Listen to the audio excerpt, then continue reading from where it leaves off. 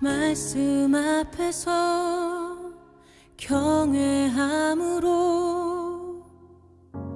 주께 하나님 말씀 보시도록 하겠습니다. 구약 이사야 61장 1절부터 11절 말씀입니다. 이사야서 61장 1절부터 11절 말씀입니다.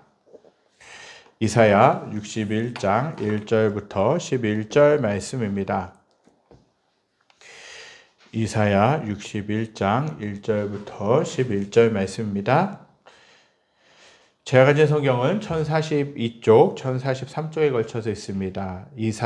구약 이사야 61장 1절부터 11절까지 말씀 함께 보시겠습니다. 구약 1042쪽에 있습니다. 이사야 61장 1절부터 11절 말씀입니다. 다 찾으셨으면 제가 1절부터 10절까지 봉독해 드리고요. 마지막 11절 말씀만 함께 읽도록 하겠습니다. 주 여호와의 영이 내게 내리셨으니 이는 여호와께서 내게 기름을 부으사 가난한 자에게 아름다운 소식을 전하게 하려 하심이라.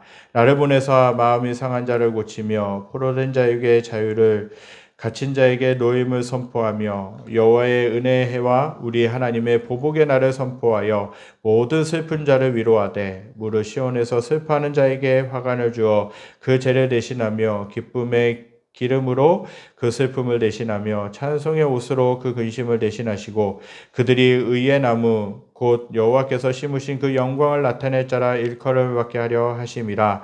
그들은 오래 황폐하였던 곳을 다시 쌓을 것이며 옛부터 무너진 곳을 다시 일으킬 것이며 황폐한 성읍 곧 대대로 무너져 있던 것들을 중수할 것이며 외인은 서서 너희 양떼를 칠 것이요 이방 사람은 너희 농부와 포도원지기가 될 것이나 오직 너희는 여호와의 제사장이라 일컬음을 받을 것이라. 사람들이 너희를 우리 하나님의 봉사자라 할 것이며 너희가 이방 나라들의 재물을 먹으며 그들의 영광을 얻어 자랑할 것이니라. 너희가 수치 대신에 보상을 배나 얻으며 능욕 대신에 몫으로 말미암아 즐거워할 것이라. 그리하여 그들의 땅에서 갑절이나 얻고 영원한 기쁨이 있으리라. 무릇 나 여호와는 정의를 사랑하며 불의의 강탈을 미워하여 성실히 그들에게 갚아주고 그들과 영원한 언약을 맺을 것이라. 그들의 자손을 문나라 가운데에 그들의 후손을 만민 가운데에 알리리니 무릇 이를 보는 자가 그들은 여호와께 복받은 자손이라 인정하리라. 내가 여호와로 말미암아 크게 기뻐하며 내 영혼이 나의 하나님으로 말미암아 즐거워하리니 이는 그가 구원의 옷을 내게 입히시며 공의의 겉옷을 내게 더하심이 신랑이 사모를 쓰며 신부가 자기 보석으로 단장함 같게 하셨습니다. 11절 함께 읽겠습니다. 땅이 싹을 내며 동산이 거기 뿌린 것을 돋게 함 같이 주 여호와께서 공의와 찬송을 모든 나라 앞에서 솟아나게 하시리라. 아멘. 오늘은 교회력으로 교회가 이제 지키는 교회 달력을 보면요. 교회력으로 보면 성령 강림주일이라고 합니다.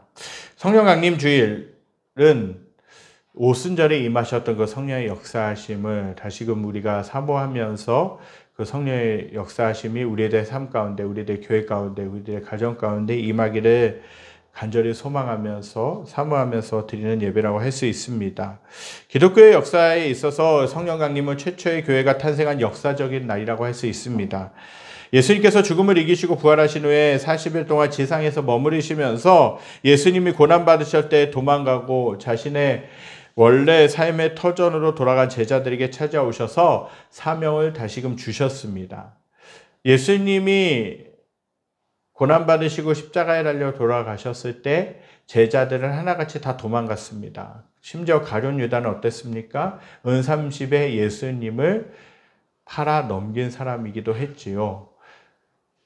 그렇게 그렇게 실패감에 젖어서 그 제자들은 하나같이 자신의 삶의 터전으로 돌아갔다는 것입니다. 예수님 곁에는 그 여인들만 남아있었고 제자들은 아무도 남아있지 않았다라는 것입니다. 그러나 그 예수님 부활하신 다음에 다시금 제자들에게 찾아오셨습니다. 그리고 40일을 머무시면서 베드로에게는 네가 나를 사랑하느냐?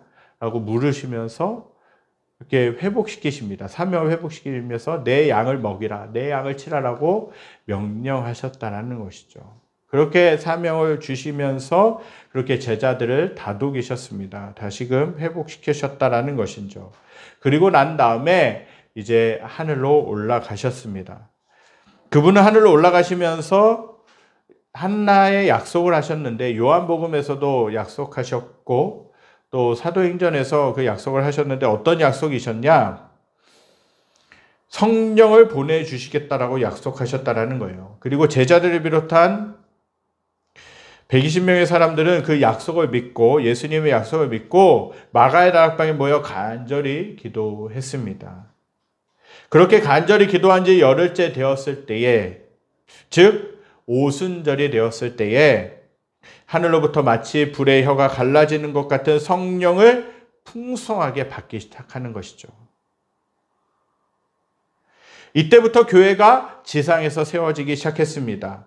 교회가 탄생하고 제자들이 예수님의 증인으로 살 수 있었던 원동력은 무엇이냐? 그들의 힘이 아니라 바로 성령의 임하심이었습니다.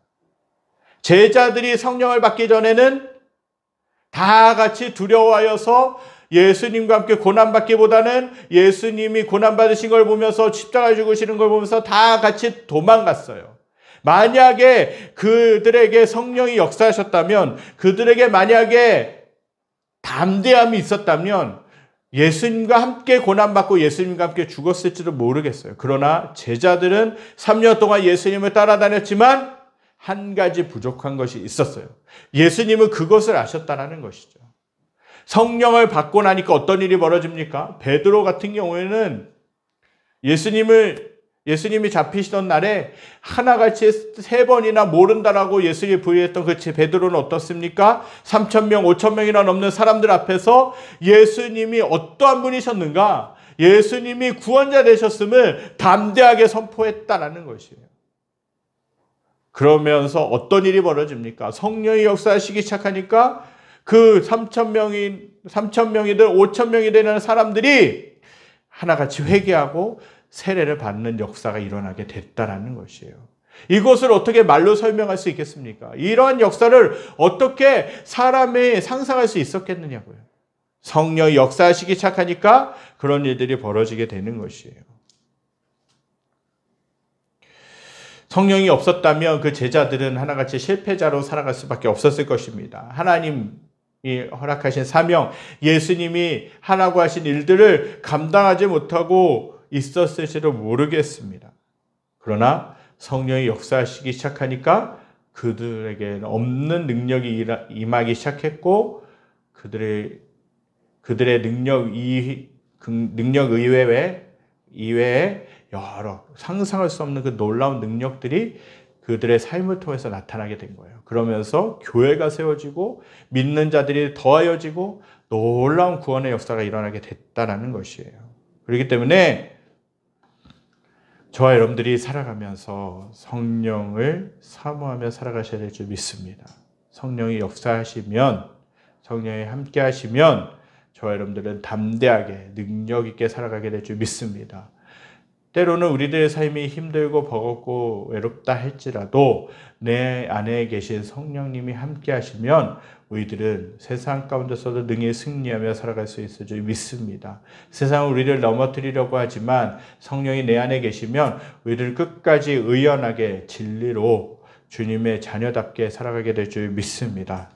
오늘 우리가 읽은 이사야라고 하는 책은 신구약 성경을 축소해 놓은 말씀이라고 할 수 있습니다. 성경 전체가 다 몇 권으로 되어 있죠. 세례 받을 때 이런 질문들을 많이 합니다. 또 교육을 또 받게 되고요. 또 세례를 받기 전에 문답식으로 해서 하나하나를 물어봅니다. 그 중에 하나가 뭐냐면 성경이 어떠한 책이냐, 성경이 몇 권으로 되어 있느냐라는 것이죠. 여러분들 구약은 몇 권입니까? 구약은 39권입니다. 기억하시기 바랍니다. 구약은 39권, 신약은 27권이에요.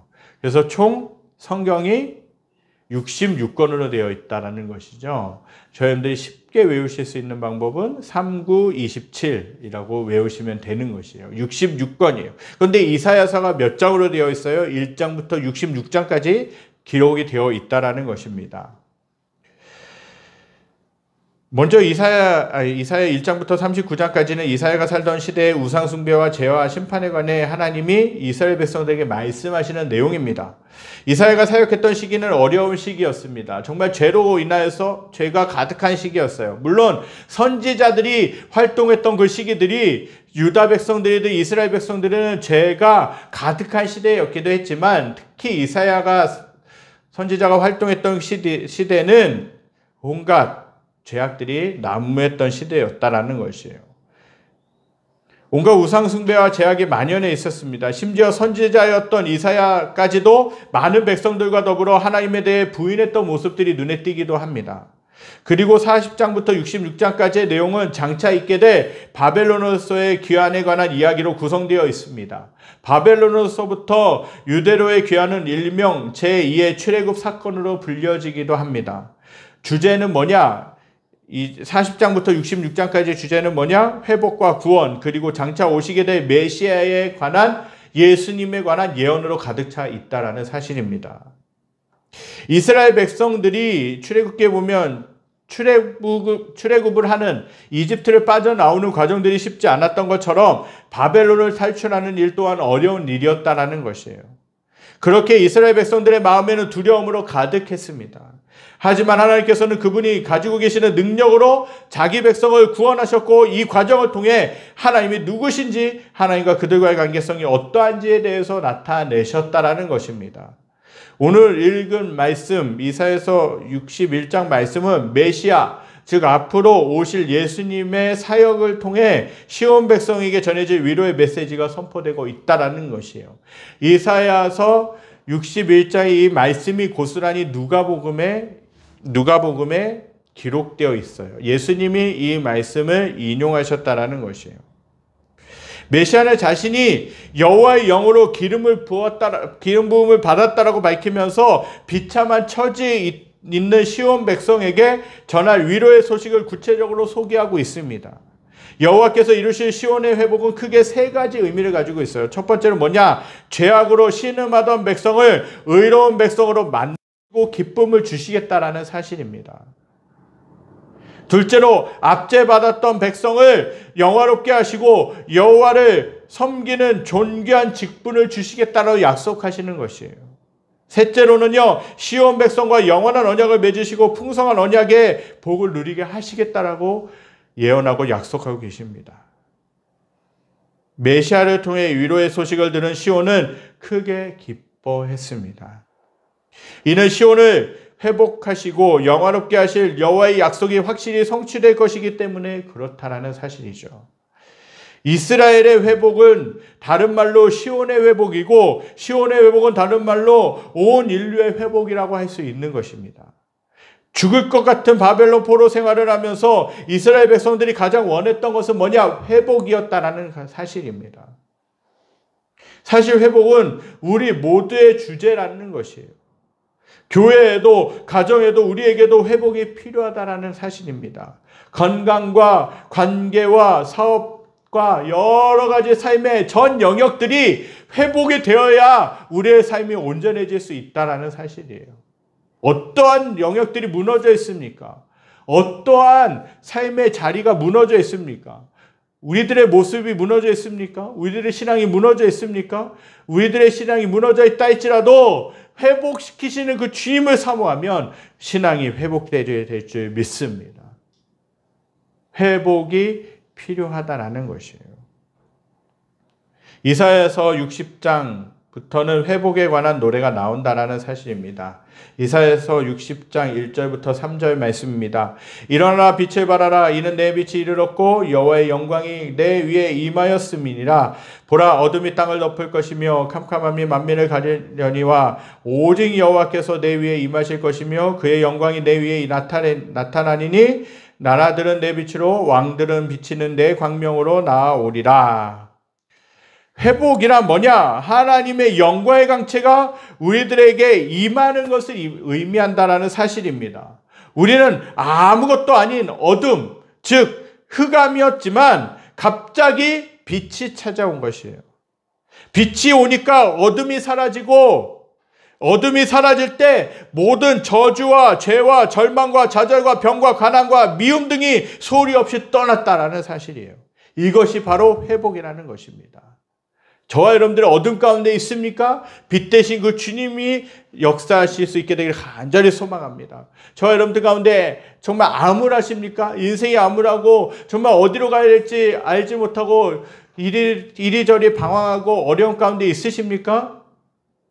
주님의 빛이 저와 여러분들 가운데 비치게 되기를 간절히 소망합니다. 이것이 회복이라는 것이에요. 이사야서 61장에도 회복에 관한 말씀이 나오는데 60장과는 조금 다른 표현이 나옵니다.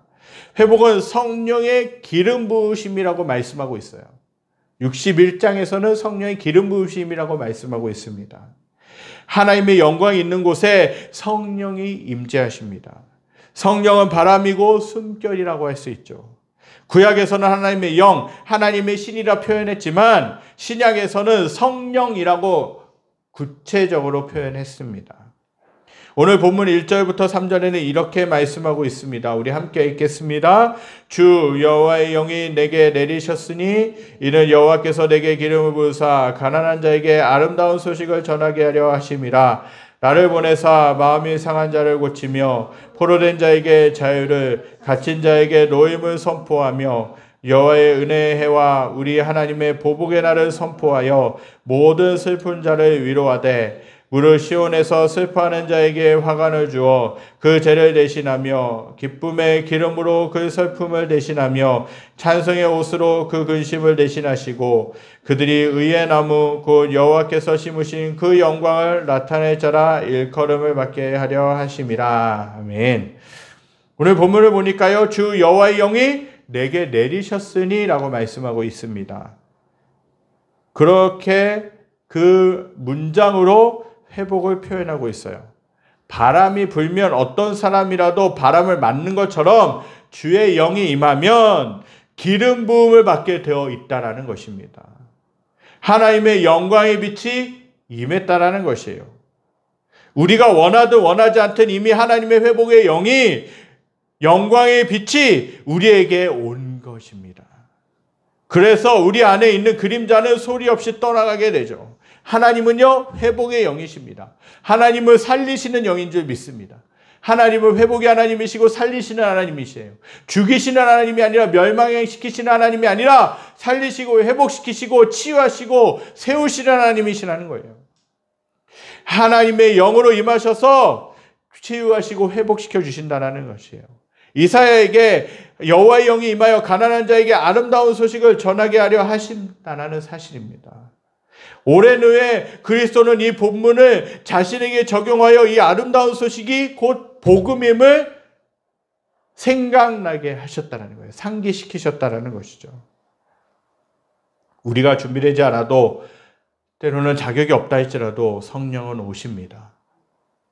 성령이 오시면 기름을 부으신다는 것이죠. 여기서 말하는 기름은 복잡하게 생각할 필요 없이 우리가 일상적으로 말하는 기름입니다. 마치 자동차가 기름이 없으면 달릴 수 없고 기계에 기름칠을 하지 않으면 돌아가지 않는 것처럼 저와 사랑하는 성도님들에게도 성령의 기름 부으심이 있어야 진정한 회복과 진정한 능력 있는 삶을 살아가게 될 줄 믿습니다. 기름 부었다라는 뜻의 이름이 메시아라고 할 수 있습니다. 메시아는 히브리어로 기름 부음을 받은 자라는 뜻입니다. 구약에서는 왕과 예언자와 제사장에게만 기름을 부었습니다. 그분이 신약에서 이 땅 가운데 오신 예수 그리스도이십니다. 그분은 메시아이시고 기름 부음을 받은 분입니다. 왕과 예언자와 제사장의 역할을 온전히 할 수 있는 분은 오직 한 분, 예수 그리스도라는 것이에요. 그래서 예수 그리스도의 왕권을, 예수 그리스도의 권위를 이야기할 때 제사장 직분과 왕의 직분과 선지자의 직분이 있다라는 걸 말씀하고 있어요. 모든 것을 가지고 계신 분이 예수 그리스도라는 사실입니다. 메시아는 가난한 사람들에게 좋은 소식을 전하십니다. 복음은 부유한 사람에게 오는 것이 아니에요. 오만한 사람, 잘난 사람, 똑똑한 사람, 권력 있는 사람에게는 예수님이 들어오실 자리가 없습니다. 성령이 가난한 사람, 심령이 가난한 사람, 부족한 사람, 세상에서 인정받지 못하고 때로는 연약하고 낙심 가운데 있고 절망 가운데 있는 사람, 어려움 가운데 있는 사람, 그 사람만이 복음을 경험할 수 있다라는 것이에요. 왜 그렇습니까? 모든 것을 가지고 있는 사람들에게는 부족함이 없다라고 느껴지는 것이에요. 부족함이 없다라고 생각하는 것입니다. 내가 많은 걸 가지고 있는데, 돈이든 지식이든 어떤 것이든 많은 것을 가지고 있는데 내가 부족한 것이 무엇일까라고 생각할 수 있죠. 그러나 가난한 사람, 심령이 가난한 사람, 병들고 어려운 가운데 있는 사람, 그들에게는 모든 것이 부족하다고 느껴질 수 있어요. 그렇기 때문에 그 안에 채우게 되기를 소망하고 있는 것이죠. 이 사람에게 복음이 임할 수 있다는 거죠. 채우시고 먹이시고 입히시는 그 주님, 또한 나를 이 어려움 가운데서 구원해 주시고 나를 위로해 주시고 회복시키시고 치유하실 분이 주님이시라는 것을 알 수 있고, 그 주님이 선포되었을 때, 그 주님에 대해서 선포되어졌을 때 그 주님을 받아들일 수 있다는 것입니다. 그렇다면 메시아가 그들에게 전하는 소식은 무엇입니까? 첫째로 마음이 상한 자를 치유하고 감싸주신다고 말씀하십니다. 둘째로는 포로에게 자유를 선포하신다라고 말씀하죠. 셋째로는 갇힌 사람을 풀어준다라는 것이에요. 그리고 넷째는 하나님의 은혜의 해와 하나님의 보복의 날을 선포하십니다. 마지막으로 슬퍼하는 모든 사람을 위로하시는 분이 메시아 예수 그리스도라는 사실입니다. 이것이 기쁜 소식, 아름다운 소식, 좋은 소식인 줄 믿습니다. 마음이 가난한 자, 마음이 상한 자를 위로하시고 포로에게 자유를 주시고 갇힌 자를 풀어주시고 슬퍼하는 자를 위로해 주신다는 놀라운 기쁜 소식이 성령의 기름 부으심을 통해 나타난다라는 사실입니다. 이사야에서 나타나는 성령의 기름 부음은 매우 중요해서 예수님이 직접 이 말씀을 인용하신 적이 있어요. 예수님이 바리새인과 이야기하시다가 이사야에서 61장을 보라고 말씀하셨어요. 그리고 예수님 자신이 기름 부음을 받은 자임을 말씀하셨습니다. 누가복음 4장 18절 19절입니다. 우리 함께 읽겠습니다. 주의 성령이 내게 임하셨으니 이는 가난한 자에게 복음을 전하게 하시려고 내게 기름을 부으시고 나를 보내사 포로된 자에게 자유를, 눈먼 자에게 다시 보게 함을 전파하며 눌린 자에게 자유롭게 하고 주의 은혜의 해를 전파하게 하려 하심이라 하였더라. 아멘.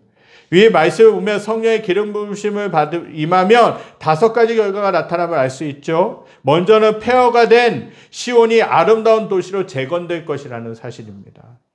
오늘 읽은 본문 4절이 그 내용이라는 것이죠. 무너진 성읍이 재건됩니다. 기름 부음 받은 메시아가 오시면 무너졌던 성들이 다시 쌓여지고 건물이 재건된다는 의미예요. 둘째로는 이방인들이 돌아옵니다. 오늘 본문 5절입니다. 외인은 서서 너희 양떼를 칠 것이요 이방 사람은 너희 농부와 포도원 지기가 될 것이나. 이 말씀은 뭐냐? 이스라엘을 공격하는 이방인 바벨론이 이스라엘을 섬기게 된다는 의미라는 것이죠. 모든 이방인들이 와서 우리 양떼를 치고 우리 밭과 포도원을 갈아주고 일하는 일이 벌어진다라고 말씀하고 계십니다. 우리를 괴롭히던 사람들의 상전 노릇을 하며 우리에게 명령하던 사람들이 반대로 우리 밑에서 일하게 된다라는 축복을 의미합니다. 셋째로는 메시아의 기쁜 소식이 오면 시온이 여호와의 제사장이 되고 하나님의 일꾼이 된다라는 것이에요. 이것이 오늘 본문 6절의 말씀입니다. 회복이 되면 스스로 나는 하나님의 제사장이다, 하나님의 일꾼이다라고 그렇게 당당하게 선포합니다. 우리는 세상에서 열심히 삽니다. 일도 하고 돈도 벌고 땀도 흘립니다. 그런데 세상에서 일하는 것은 자랑스럽게 생각하면서 하나님 나라에서 그분의 일을 하는 것에 대해서는 자랑스럽게 생각하지 못하는 모습들도 있습니다. 그러나 그것은 완전히 잘못된 생각입니다. 다윗은 시편 84편 10절에서 이렇게 말씀하죠. 내 하나님의 성전 문지기로 있는 것이 좋사오니 라고 고백하고 있습니다. 저와 사랑하는 성도님들은 하나님 나라의 일꾼, 하나님 나라의 헌신자가 되어야 될 줄 믿습니다. 보통 세상에서 일할 때는 돈을 벌기 위해 자기 성취감을 위해 일을 하게 됩니다. 그러나 하나님을 위해 일하는 것은 우리를 위한 것이 아닌 것이죠. 하나님을 위해서 우리의 시간과 우리의 재정과 우리의 열정을 바치는 것입니다. 넷째로 할 수 있는 것은 수치도 갑절이나 받았지만 영광도 상속도 배로 받을 것이라고 말씀하시죠. 7절에 너희가 수치 대신에 보상을 배나 얻으며 능욕 대신에 몫으로 말미암아 즐거워할 것이라. 그리하여 그들의 땅에서 갑절이나 얻고 영원한 기쁨이 있으리라고 그렇게 말씀하고 있습니다. 이 말씀을 보면 영원한 기쁨이 있으리라라고 약속해 주고 계십니다.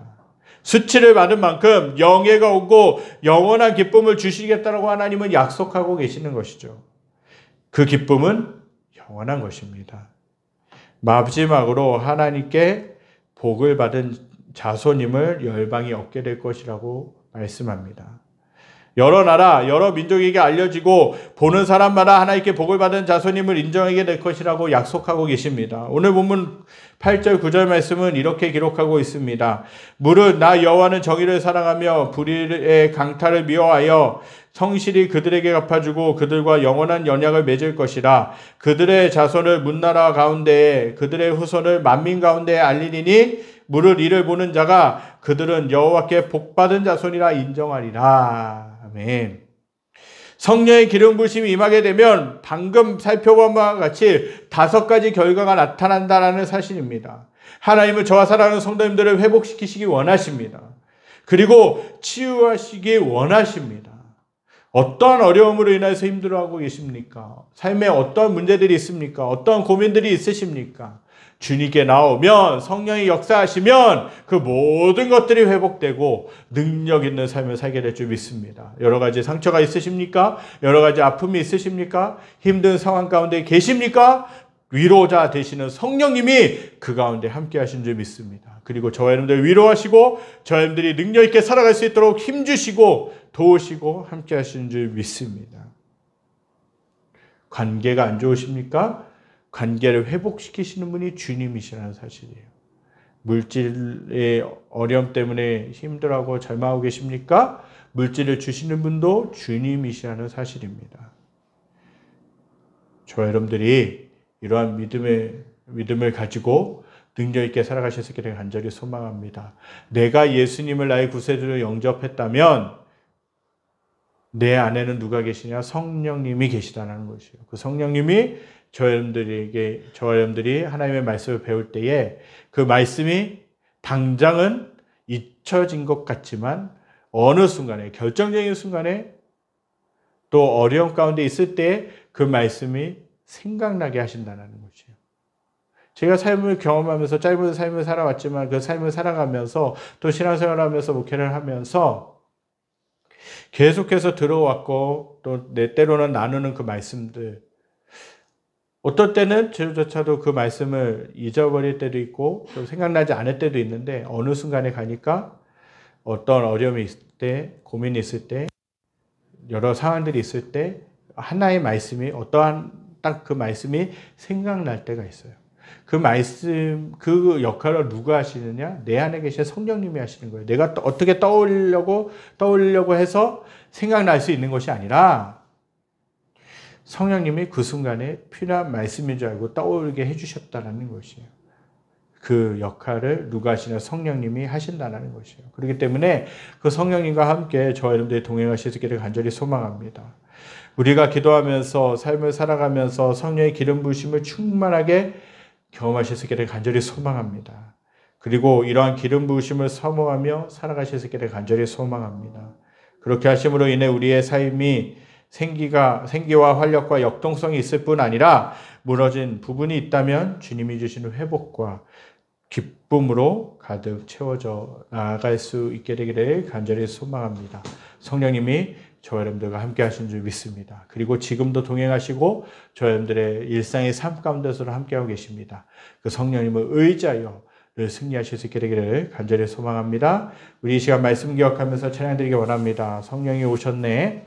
허무한 시절 지날 때, 깊은 한숨 내실 때 그런 풍경 보시며 탄식하는 분이 계십니다. 여러 가지 어려움 가운데 있을 때, 또 여러 가지 어려움이 있을 때, 힘든 일이 있을 때 그 성령님을 저와 여러분들과 함께 하신 줄 믿습니다. 그리고 저와 여러분들 위로해 주시고 치유하시고 회복시키신 줄 믿습니다.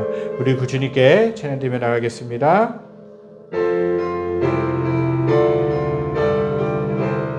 허무한 시절 지날 때, 허무한 시절 지날 때, 깊은 한숨 내쉴 때 그런 풍경 보시며 탄식하는 분인데 그와 같이 너희를 버려두지 않으리. 내가 너희와 영원히 함께하리라. 한 번 더 찬양합니다. 허무한 시절 지날 때, 허무한 시절 지날 때, 깊은 한숨 내쉴 때, 그런 풍경 보시며 탄식하는 분인데 그와 같이 너희를 버려두지 않으리. 내가 너희와 영원히 함께하리라. 성령이 오셨네. 성령이 오셨네. 성령이 오셨네. 내 주에 보내신 성령이 오셨네.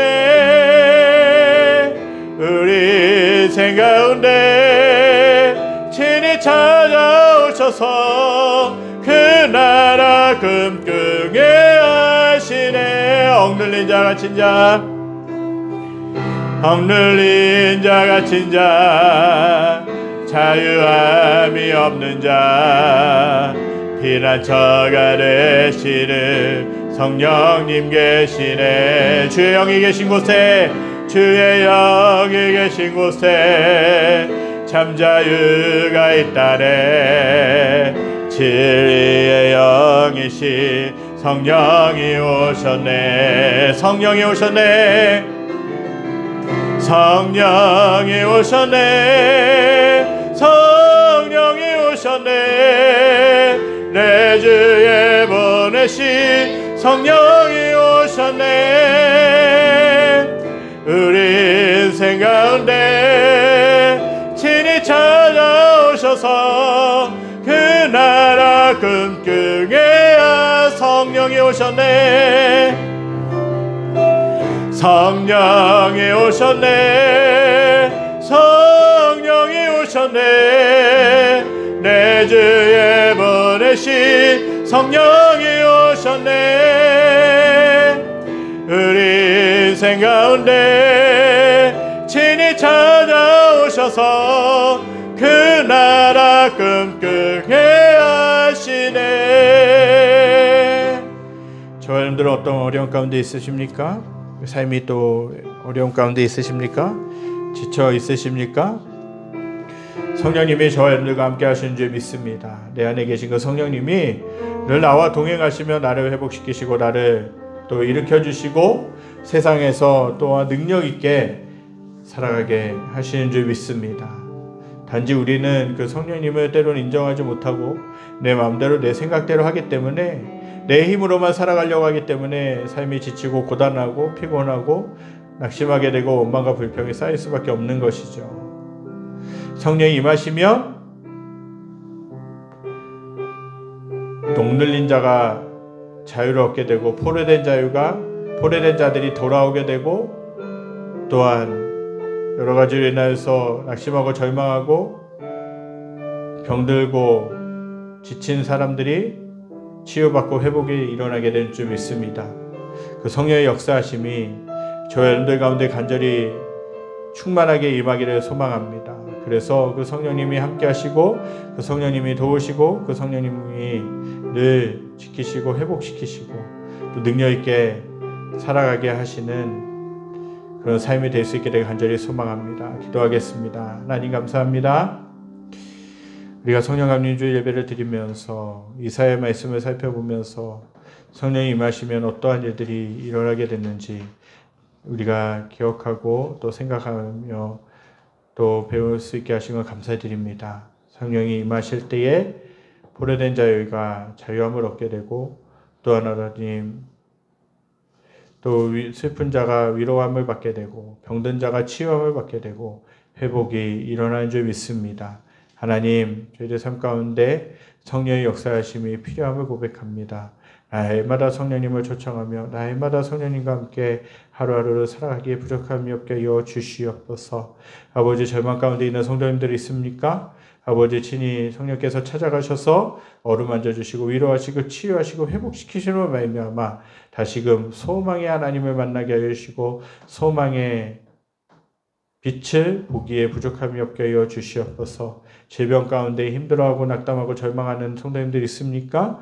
하나님 속히 성령께서 역사하심을 말미암아 그 성령의 능력으로 말미암아 치유함 받고 건강하고 회복이 일어나는 놀라운 역사가 일어나게 하여 주시옵소서. 관계의 문제로 어려워하고 힘들어하고 절망하고 있는 성도님들 있습니까?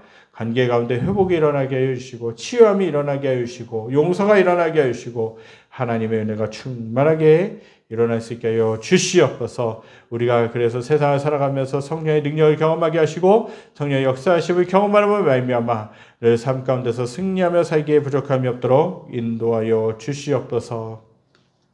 여호와는 내게 복을 주시고 너를 지키시기 원하며 여호와는 그의 얼굴 내게 비추사 은혜 베푸시기 원하며 여호와는 그 얼굴을 내게로 향하여서 평강 주시기 원하노라. 이제 우리 주 예수 그리스도의 은혜와 하나님의 무한하신 사랑하심과 성령님의 감화감동 교통하심의 역사가 성령 강림주의를 맞이하여서 날마다 매일의 삶 가운데 성령님을 인정하며 초청하며 성령님의 능력을 의지하여 살기로 결단하는 사랑하는 성도들 머리머리 위에 그들이 속한 직장과 가정과 삶의 터전 위에 여러 가지 어려움으로 인해서 아파하고 신음하고 절망하고 있는 이 나라와 이 민족과 전 세계 모든 열방 위에 지금부터 영원까지 함께 계시기를 간절히 축원하옵나이다. 아멘. 주님 아버지 감사합니다.